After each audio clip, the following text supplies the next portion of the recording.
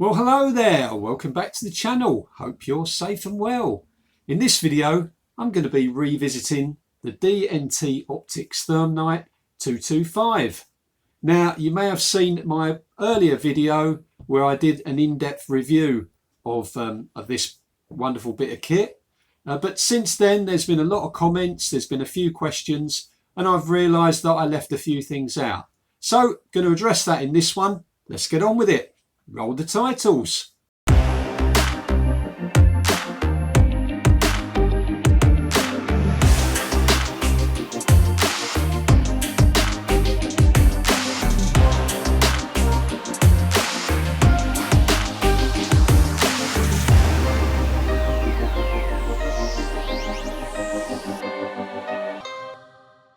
So it's been a while since I did the original review of the Thermite 225.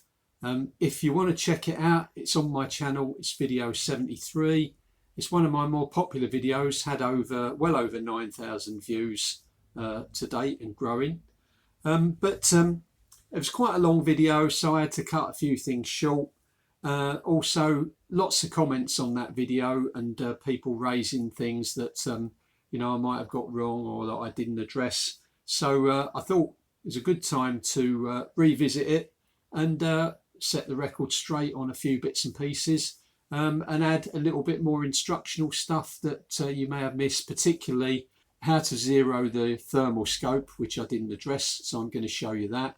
Also going to take the scope out in the field to have a look at some rabbits on my rabbit permission, both in the digital day scope and the thermal, because some people were suggesting that just filming Buzz my dog in the garden wasn't good enough, and now the weather's improved, I've been able to get out and sort that out. So to begin with, then I've got my little list of things here. There's a few things that I did question the company just to make sure that I'd got the facts straight. So the first thing on my list then is the Picatinny mount. I did mention in the video that the one that I had was 20 MOA, which is this one here, as you can see.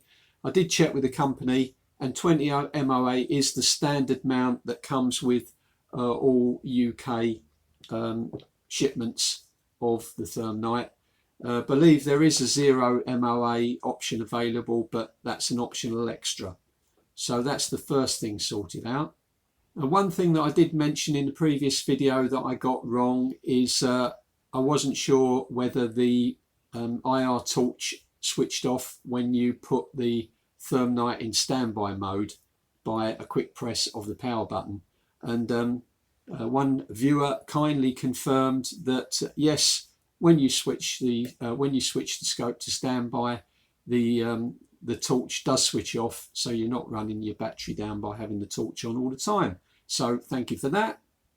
One of my sort of minor gripes was that the package didn't come with batteries, and a few people commented after my video went live that they'd received a free battery pack when they'd ordered their Thermite. So I checked with DNT Optics, and they have confirmed that for the foreseeable future, all UK orders will come with a free battery pack, which is good news. Well done, DNT Optics. Another thing that I asked DNT Optics about was use of external battery pack. Now, just to confirm that if you plug a power pack into the USB-C port, which is under the little rubber thing there, if you plug a power pack into there, it won't charge the internal battery. There's no mechanism to charge the internal battery. So I wanted to check with them whether it was best to take the battery out or whether you could leave the battery in when you have the battery pack connected. And they confirmed, yeah, it doesn't charge, that they recommend that you take your battery out while you're using the external battery pack, but it's not going to cause any damage if you leave the battery in.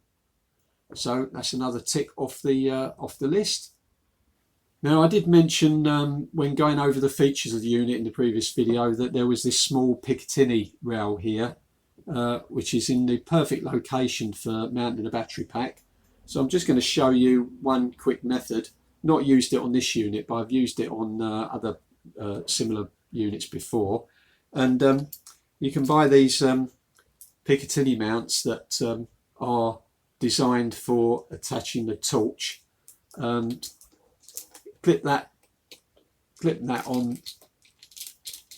on that pick there, and then using a round tubular battery pack, you can slot that on there with an elastic band, just temporary like that, and then you can put your lead on, and it's all self-contained on the scope. So that's one option for attaching the battery pack. Okay, time to take it outside, and I'll show you a couple of methods for zeroing the thermal scope. I've set up two targets here in the garden to use for setting the zero for the thermal. On the left, I've just got a mug of hot water. I've added a bit of paper with a cross and a dot on it, although you don't need to do that, but just done that just to my own purposes, for something to aim at. And then I've got a bit of cardboard with a rough square of tin foil, cooking foil, stuck to it. One thing to note, I did try this cooking foil before back in the shade there where my backstop is, and it didn't work in the shade. So if you're going to use tin foil stuck to a bit of card, then it needs to be out in the open where the what sunlight there might be can reflect off of it. So let's get going with the Thermite. So let's look at how to set the zero for the thermal scope then. Now there are obviously many different ways you can do this, but I'm just going to show you a simple way here without having to take any shots. Now this assumes that you've already set your zero, accurately set your zero up for your digital scope. So what we've got to do is just basically copy that position onto our thermal scope. You can see that we've got our two targets out in front of us. We've got the white mug of hot water that I've got under the red reticle, and we've got the tin foil actually comes out as black. So we're currently in white hot, which is showing the hot mug as white and the tin foil as black. If we wanted to show the tin foil as white, we'd go in black hot, and then the mug would be black. Okay, but I'm actually going to use the mug rather than the tin foil for doing this test. It's no different really. It's just, you know, where you put your digital scope reticle. So what we're going to do is go into the menu briefly just to show you what settings I've got. You'll notice that we're in dual mode, which means that we can put the thermal in the main screen, and we can put the digital in the picture-in-picture. So we'll go back up to the zero menu, and you can see that we're set to set the zero for thermal imaging in setting A. Everything's at zero there. We've picked our colour and our reticle style. Now what I need to do is, first off, I need to place the digital scope reticle, which we know is accurate, to the centre of the target we're using, in this case the hot mug, and then press the power button to freeze the picture. Let's get this right without it moving. And there we go, frozen the picture. Now what I've got to do is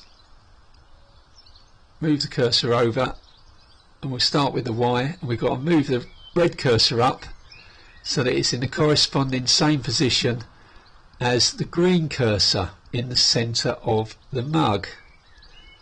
So move that up, go over to the X, move that across. That's it. So you can see there, look, we've got the green cross in the centre of the mug, and we've got the red cross in the centre of the mug. So assuming that the green cross is zeroed accurately, the red cross is now in exactly the same position, so therefore the pellet should strike in the same position there using the thermal scope as it would on the the digital scope. So all we've got to do is save that now. So I'm going to long press the right button. That should jump us out. Press again, come out of the menu, and now you can see we're both aligned.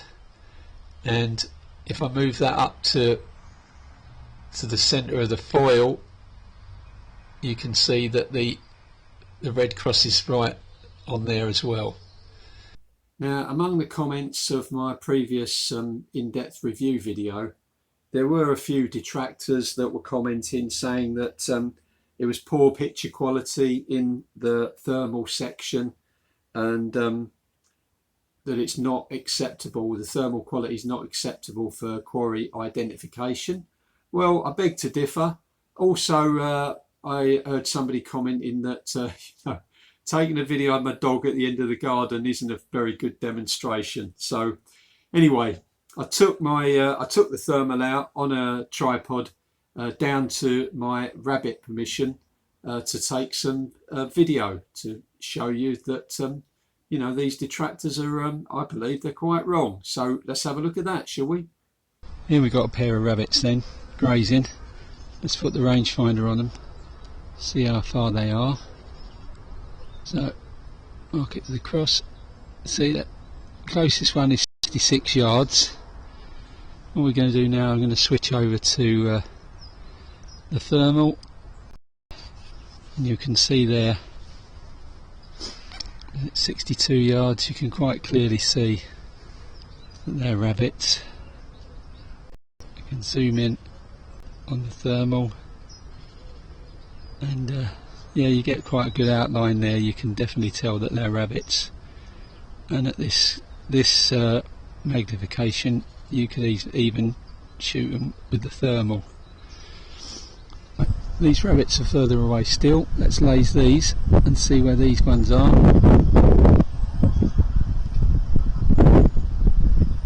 That's 122 yards. I'll put the thermal on, and you can see here, look, you can spot all those rabbits there, and that's just at 3 times.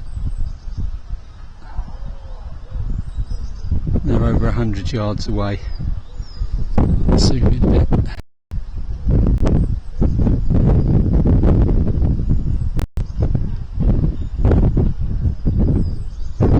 So as you can see, for airgun pest in use,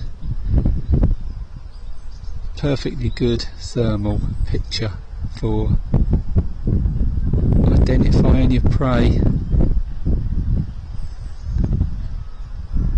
Switch back to digital. You can see them all grazing. There were also a few menu items that I didn't explain fully, and there was something that I missed out on the LRF as well. So what we're going to do then, we'll pop back into the menu screen, and I'll just go over those just to make sure that I've covered everything that I missed or didn't explain properly before. So let's head to the menus. Another thing that I think I should mention as well is I think I did mention in the video about screen widgets, but I didn't have them switched on, so it probably wasn't clear what I was talking about. I have them switched off because I don't find them particularly useful. But if we press and hold the up button to go into the menu, and we come down here to the function settings, hit the right button, and then we're on, you can see we're on gyroscope there. We hit the right button again, and you can see the gyroscopes are off. So if I go up and switch that on, and then hit the right button to set that setting, then come out of the menus, and you can see now we've got the widgets on the screen. On the left we've got the cant indicator that shows you the left and right position. You know, if your scope's not entirely upright, which in this case it isn't, it's leaning over to the right. And over to the right there we've got the elevation, which shows you whether you're pointing up or you're pointing down. Now both of these are not going to be correct because I haven't calibrated the gyroscope, and the calibration method is in the manual, so I won't go through that now because you have to basically switch the unit on and twist it around in figure of 8. So I'm going to go back and I'll just show you where that calibration setting is. So we'll come back down to function settings, into the gyroscope, and you can see calibration is up there, and now it just says keep it leveled, but I'm not level at the moment, so that's calibrated it. I'm going to turn it off now anyway. So that's the widgets. Right, I just want to revisit laser range finding, because I think in the original review video I was using a yellow cursor and I don't think it showed up too well, but just want to show you, if I turn the laser rangefinder on now, I'm aimed at the shed at the bottom of the garden, you can see, can you see the red cross there? The red cross is where the laser beam is, so it's that red cross that you want to place over something to range it. So if I give an example here, so the shed's at 34 yards. If I move it round and over that tree, you can see it's changed to 27 yards. If I come round to my apple tree, that's at 12 yards. So it's that red cross there, which is where the laser rangefinder beam is, that you want to aim to get your range, not the crosshairs. Now, one of the things commented on was the fact that you had to focus the two scopes separately, the thermal scope and the digital day-night on top, and they were suggesting that it would be better if you just had one focus system and one zooming system, which I suspect is, in this instance, is probably technically impossible. They're two completely separate scopes, and to be honest, you know, just having to adjust the focus on both of them, once your focus is set, it's set. You know, unless you're going to be varying and using like loads of different ranges, I don't think it's really you know, an issue. And to expect that on a product in this price range is really expecting a bridge too far, in my opinion. Final thing I want to talk about is you know, value for money and what you're getting for the price. A lot of people have been suggesting that you're better off getting a digital day-night scope and buying a separate handheld thermal spotter, which is always an option. But you know, let's look at the economics of that. This is the thermal spotter that I bought. This is the entry-level version. I think these retail at the moment about £370, and this has got a resolution of 160 by 120, whereas the Thermite has a resolution of 256 by 192. Now, if I want to buy the next model up from this, so you know, moving up from £370, to get the next model up, which has technically got the same resolution as the Thermite, 256 by 192, then you're looking at retail price of £550. So you're over halfway towards the cost of the Thermite just with your handheld thermal spotter. And one thing that DNT Optics have told me is that they've technically processed their 256 by 192 resolution. So they're claiming, and I quite believe it, that the quality is better than some brands that are up to 384 times resolution. So, you know, I mean, you might be persuaded that that's the way to go, but I think, you know, when you do your sums, bit of false economy. You're getting this built in, and you're also getting a digital day-night scope that, on its own, you're probably going to be paying £600 or more for. So, you know, when you look at it that way, it is quite an economic package. So that's all I've got for you in this one then. I know it was sort of chopping and changing and lots of little bits all chopped together. But I thought it was worthwhile addressing some of the things, and I say people were asking questions. and I thought it was worth going over some things that I hadn't covered properly or hadn't covered at all in the previous video. So I hope you found some of that of interest. Anyway, you might disagree with me on some of these things as far as value and the price or whatever, and I stand by what I've said before, that the old Thermite here is a pretty good buy and good value for money. So if you enjoyed that video, please give me the thumbs up, and if you haven't subscribed, subscribe and share the video with anybody you think might be interested. It does help the channel, promotes it to people of a like-minded interest in yourselves, helps them to discover the channel. It doesn't cost you anything, so if you can do that, that's great. And hopefully I will see you on the next one. So until then, bye for now.